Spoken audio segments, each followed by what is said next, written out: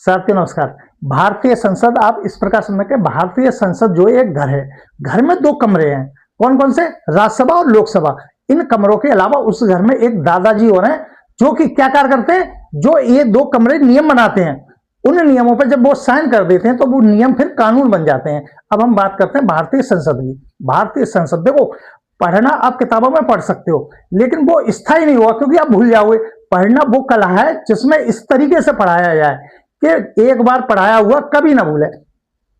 अब हम बात करते हैं भारतीय संसद की। भारतीय संसद में मैंने बताया कि राष्ट्रपति, राज्यसभा और लोकसभा, ये तीन भाग होते हैं जिसमें सदन जो होते हैं वो होते दो। कौन से? राज्यसभा, राज यानी राज से राजा यानी बड़ा सदन, और लोकसभा कौन सा? छोटा यानी निम्न सदन। इस प्रकार से दो सदन और उनके ऊपर एक राष्ट्रपति। मैंने बताया ना, दो कमरे यानी ये तो सभाएं दो, इनके ऊपर कौन है? ये दादाजी यानी राष्ट्रपति जो है वो जब साइन कर देंगे, जो भी नियम यहां से बन के आएंगे तब वो जाके कानून बनेगा। ठीक है। अब बातें करते हैं आर्टिकल। देखो, ये जो सभाएं दो, लोकसभा और राज्यसभा, इसमें उस पार्टी की सरकार होगी जिसका बहुमत ज्यादा होगा। और बहुमत देखो, सबसे बड़ी ज्यादा सीटें कहां पर है पूरे भारत में? लोकसभा की सबसे ज्यादा सीटें वो हैं यूपी में। यूपी में कितनी है? 80 सीटें हैं। यानी कि सरकार किसकी बननी है उसमें बहुत बड़ा भाग या योगदान जो होता है वो यूपी का होता है। यूपी में कितनी? 80 सीटें। तो 80 यानी 80 के आसपास जो आर्टिकल है वो 80 के आसपास है। कितना?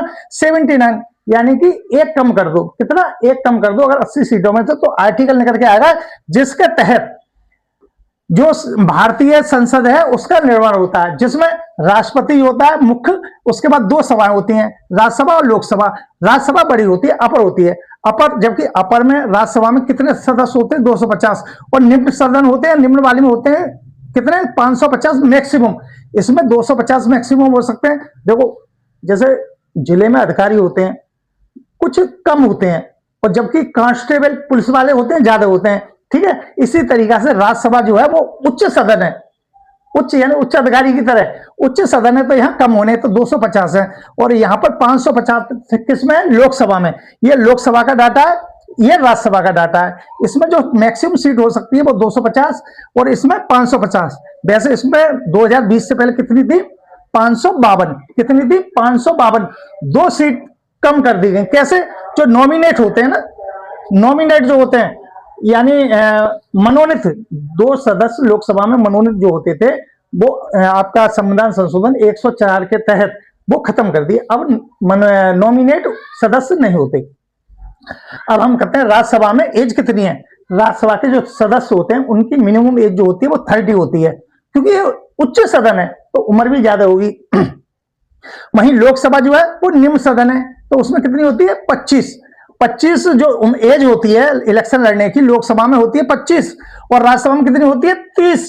कितनी? राज्यसभा में 30, क्योंकि उच्च सदन है राज्यसभा। इसी प्रकार इसमें नॉमिनेट जो होते हैं 250 सीटें होती हैं, उसमें राष्ट्रपति कितने लोगों को? 12 लोगों को। पूरा एक दर्जन है 12 लोगों को, क्योंकि उच्च सदन है ना तो संख्या भी ज्यादा है। 12 लोगों को नॉमिनेट करता है जो कि कला, विज्ञान और साहित्य से संबंध रखते हैं।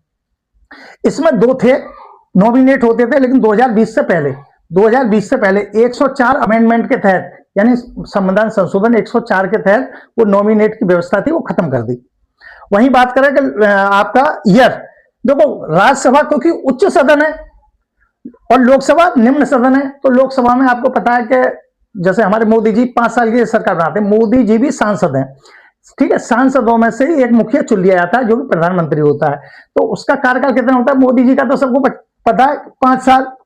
5 साल यानी कि लोकसभा का जो कार्यकाल है वो 5 साल है, लेकिन राज्यसभा उच्च सदन है, इसीलिए राज्यसभा का कार्यकाल 1 वर्ष ज्यादा है। कितना है? 6 वर्ष। कितना?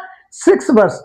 ऐसी तरीके से अगर फिर हम रिमाइंड करते हैं तो आपका राज्यसभा की एज जो है इलेक्शन व्यक्ति की 30 साल, नॉमिनेट 12, कार्यकाल 6 और मेंबर मैक्सिमम कितने?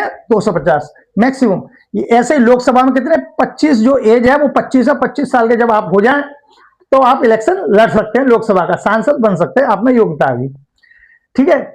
वहीं अगर हम बात करें नॉमिनेट की, लोकसभा में पहले 2 नॉमिनेट हुआ करते थे, लेकिन 2020 अमेंडमेंट 104 अमेंडमेंट यानी भारतीय संविधान संशोधन 104 के तहत यह व्यवस्था खत्म कर दी। वहीं बात करें कार्यकाल की, तो कार्यकाल लोकसभा का होता है 5 ईयर यानी 5 ईयर यानी 5 साल। और वहीं अगर टोटल सीट अब बात की जाए, इस समय टोटल सीट मैक्सिमम हो सकती है 550। ठीक है, देखो याद करना और परमानेंट सेट करना अलग बात है, इसीलिए मेरे चैनल को सब्सक्राइब करें। फिर मिलेंगे नेक्स्ट वीडियो के साथ।